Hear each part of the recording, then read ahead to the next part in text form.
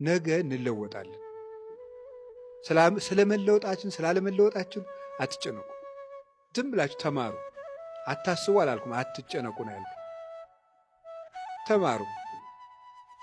ስትማሩ ቆይታችሁ መሄዳችሁ አሁን ኃጢአት ስትሰሩ ትችላላችሁ። ቢቻል አትስሩ፣ አንስራ።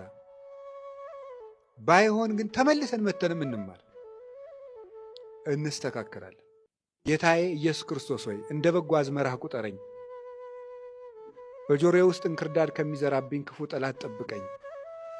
የሻከረውን ልቡናዬን አንተ አለስልሰህ ዝራበት፣ በመስቀልህ ርፍነትም ልቡናዬን ረሰው ብለን እንጸልይ።